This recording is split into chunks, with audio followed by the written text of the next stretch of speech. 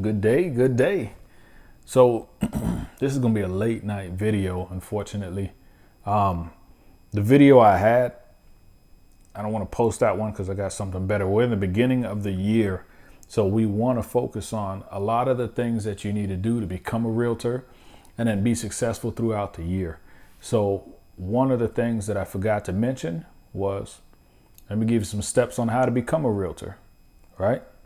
So the reason why I do what I do is I'm a realtor here in Phoenix, Arizona, and I love what I do. I've been doing it almost 2.5 years. This July will be 3 years, matter of fact. And I want to share my journey with whoever's starting, new, old, getting back into it.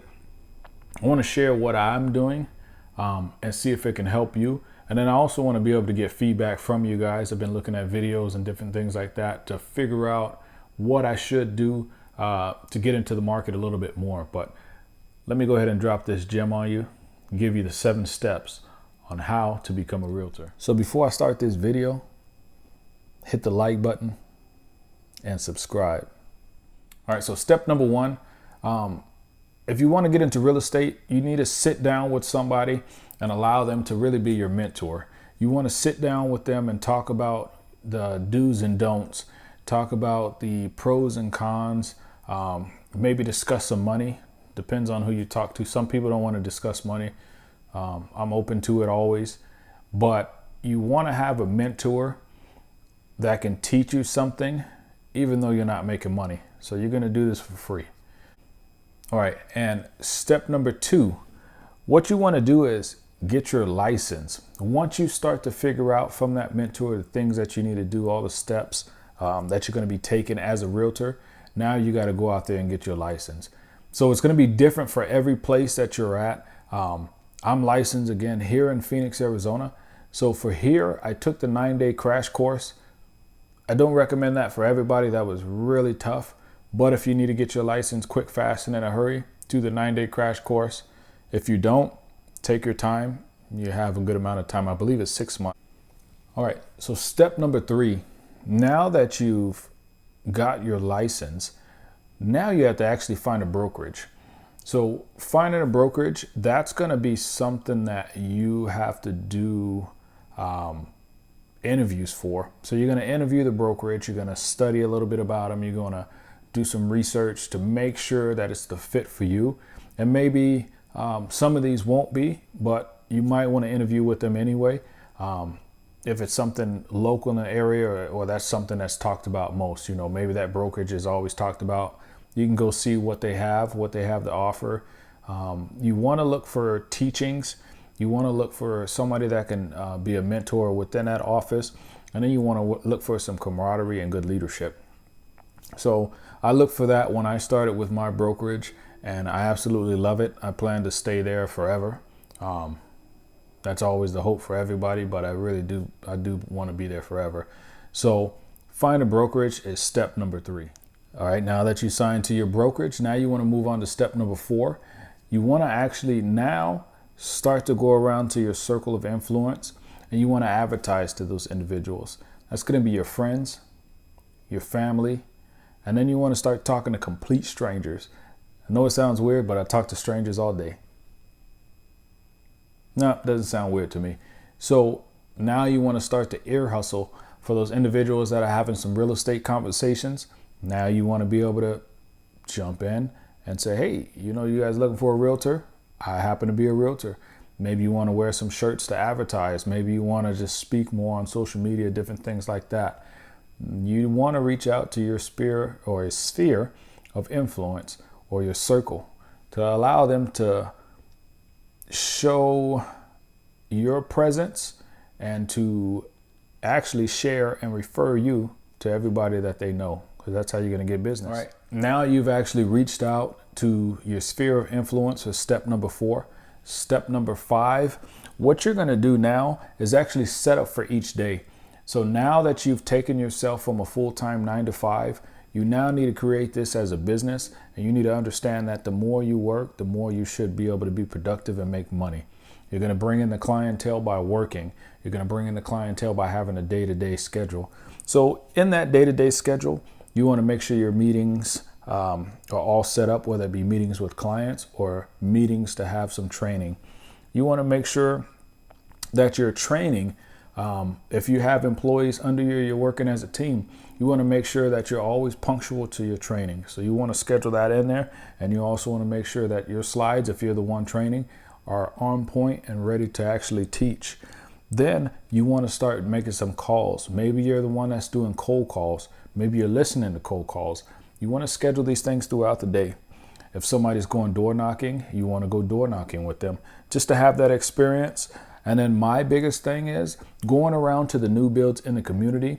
If you go around to the new builds in the community, you actually put your name out there and visit a lot of these locations, take pictures of them, share the pictures on your social media, and you'll actually gain a lot of interest from individuals that will take you as a real realtor now, because you're being active in the community and then setting up your day to be successful. Now that you have your day set, that's going to be step 5. Step number 6, you want to follow up with individuals. So as you're going to those new builds, you want to follow up with the people at the new builds. You always want to continue to be a fresh face there. Even though you were there last week, you want to be there this week. Even though you were there this week, you want to be there next week. Be the fresh face. Follow up with them. Follow back with clients that you spoke to. Maybe you had an open house and you spoke to some individuals. Now you have a contact list of folks that came in and signed their names. You can actually reach back to those individuals, pending they didn't have a realtor already. If they have a realtor, just reach out to the realtor and see, if there's something that you can do to assist, or maybe they have some feedback for the home that you went to go visit or that they visited and you had the open house for.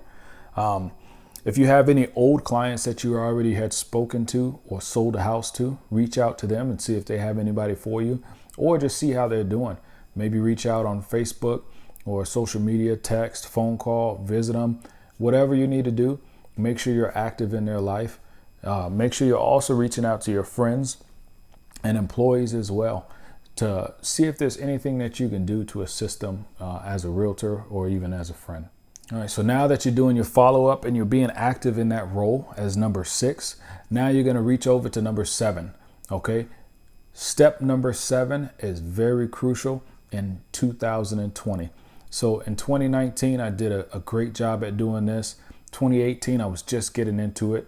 But I'll tell you what, in 2020, I've done pretty well in the last 2 years that I know what I'm doing now. And I can actually succeed on a higher level through these platforms. So one of the things is you want to find people.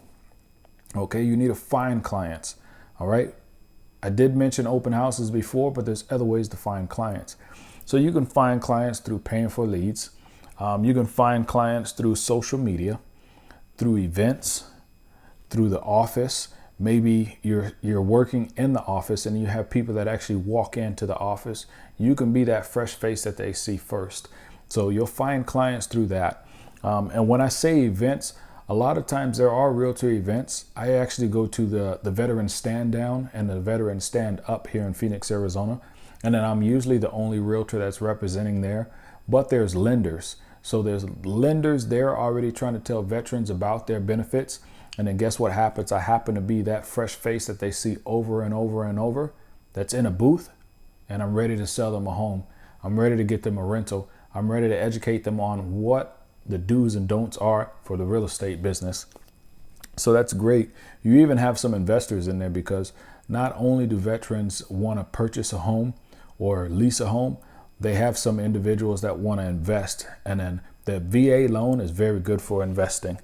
So on the social media, I did mention that a little bit. So going into the new builds, even the old builds, it doesn't matter.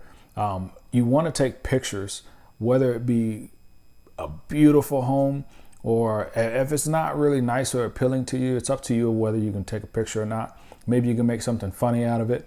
But I really tend to take pictures of the nicer homes and then I post them. Maybe it has a nice feature, nice walkway, nice outside appeal.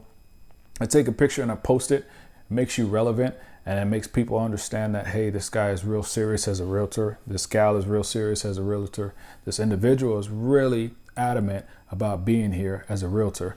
So that's really good. The other place that I actually find people is everywhere. So I find them everywhere. If I'm walking in a grocery store, I'm trying to ear hustle to see if I can hear somebody. There's people that refer individuals to me. Whenever I'm driving somewhere, if I see somebody have some kind of sign saying investment homes, maybe I'll reach out to the investor. I'll just reach out to anybody that I can and that I can find in order to see if I can give them services. So believe it or not, those are the 7 steps that you can utilize as a new agent, an older agent that's already practicing. You can utilize those 7 steps to become a new real estate agent and actually be successful in your role. Just know that it's going to take some time. You're not going to just run out here and blow through a deal the first week. You might have some people ready to sign, but it's going to take some time. The only way you'll be able to get a deal quick, fast, and in a hurry that I know of within a day or two is if it's a lease or a rental. But with the contracts, you're going to take a little bit of time. It takes time for the contracts, even for the investments. You're looking at a week, 2 weeks, a month. So make sure you come in here eager, ready to learn, ready to work, and just succeed, really. It's going to be a great deal for you. I love what I do, and I hope you love the same thing.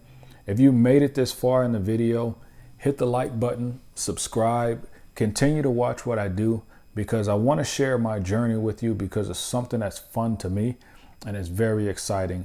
But I didn't see a lot of people out here in the YouTube world sharing their real life situations, their real life story, and sharing how they actually feel. But I know they love it, but there's some people also here just for the money. If you love it, you're going to do amazing. If you're here for the money, you're going to make some money, but maybe this isn't what you want to do long term. So just make it the short term deal. Do the best that you can do. Be honest and truthful to everybody. All right. I love y'all, man. Continue to watch. I'll see y'all later.